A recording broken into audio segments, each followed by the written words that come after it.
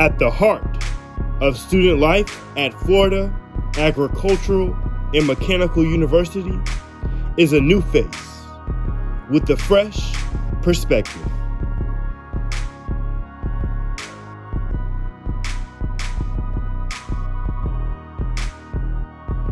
Teacher Mallard is a newcomer to the Hill who oversees everything from the Royal Court to CAB events.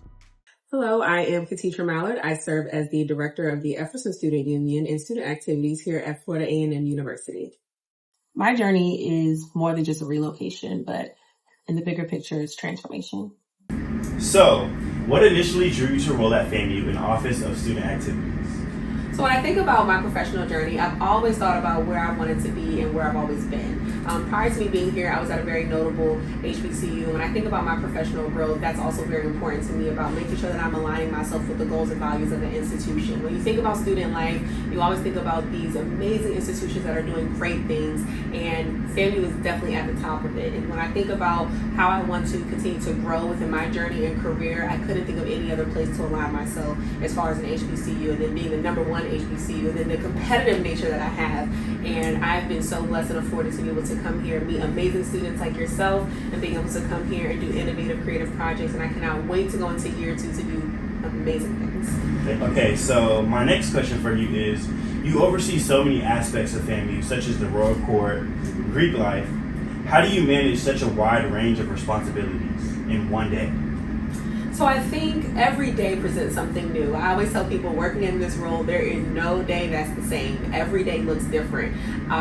Before I go to sleep every night, I look at my calendar and I always look at what's my priority. Before I leave the office every day, I map out what my next day is going to be. That is literally the name to the game of being here and being able to be steadfast and being able to navigate all the ongoing responsibilities, because no day looks the same. I always look at what requires the most attention and time, and then I trickle down to the end of my day.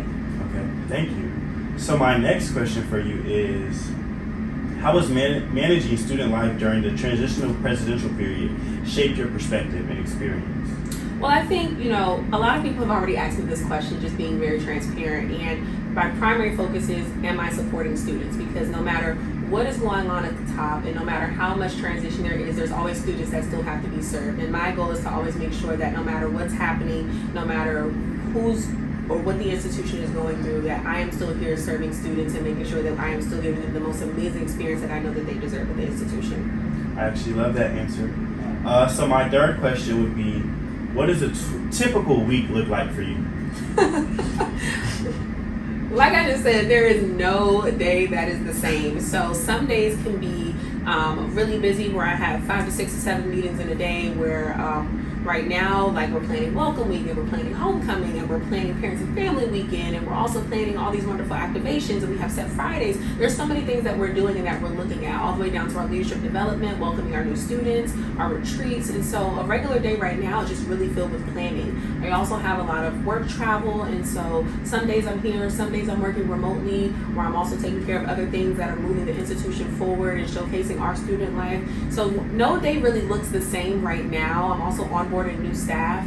So, when it goes back to that other question you were asking me about time management, it's really just about what takes precedence that day. How am I making sure that I have a competent team and making sure that they need what they need to, again, support 9,000 students that are here.